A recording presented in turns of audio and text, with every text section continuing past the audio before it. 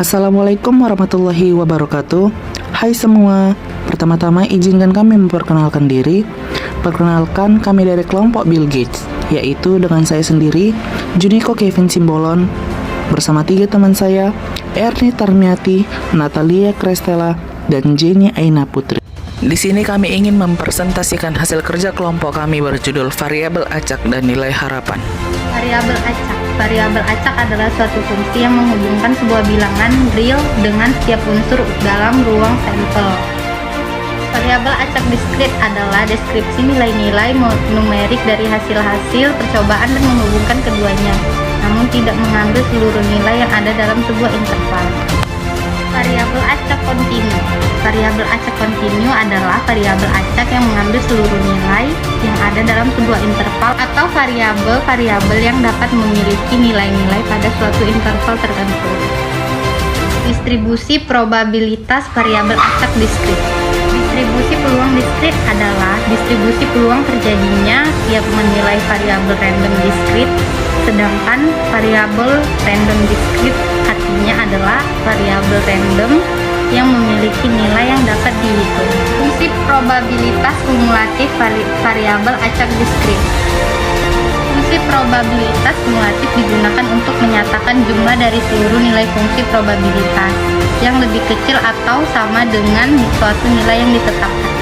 Distribusi probabilitas variabel acak kontinu. Untuk variabel acak kontinu atau kurva peraturan tidak dapat disajikan dalam bentuk tabel, tetapi dinyatakan dalam kurva Y sama dengan F buka kurung X tutup kurung, dengan F buka kurung X tutup kurung merupakan nilai-nilai variabel acak kontinu. Sebagai gambar berikut, fungsi probabilitas kumulatif variabel acak kontinu. Fungsi probabilitas variabel acak kontinu pada gambar 1 merupakan luas daerah di bawah kurva yang dibatasi oleh interval A lebih kecil dari sama dengan X, lebih kecil dari sama dengan B, yang dinyatakan oleh luas daerah yang diarsir sebagai gambar di atas berikut. Kursus untuk kurva Y sama dengan F buka kurung X tutup kurung yang berbentuk kurva lurus beraturan dapat juga dihitung berdasarkan formula ulas bidang datar yang terjadi. Fungsi probabilitas bersama atau joint probability. Fungsi probabilitas bersama atau fungsi sebaran bila X1, X2, X3 sampai Xn merupakan perubahan acak kontinu dengan fungsi kepekatan probabilitas F buka kurung X tutup kurung lebih besar dari 0, maka fungsi sebaran bagi perubahan acak tersebut dapat ditulis sebagai gambar berikut. Variabel diskrit. Variabel diskrit yang dimaksud adalah variabel yang diamati atau diukur tidak dapat diwakili oleh seluruh titik dalam suatu interval. Misalnya, 1 lebih kecil dari sama dengan X, lebih kecil dari sama dengan 3. Maka variabel diskrit bagi X adalah 1, 2, dan 3. Perhitungan fungsi probabilitas marginal. Distribusi marginal dari X saja dan Y saja adalah seperti rumus di samping berikut. Untuk kasus diskrit dan untuk kasus adalah Nilai harapan dan varians dari variabel acak diskrit. Rata-rata atau M dari distribusi probabilitas adalah nilai harapan dari variabel acaknya.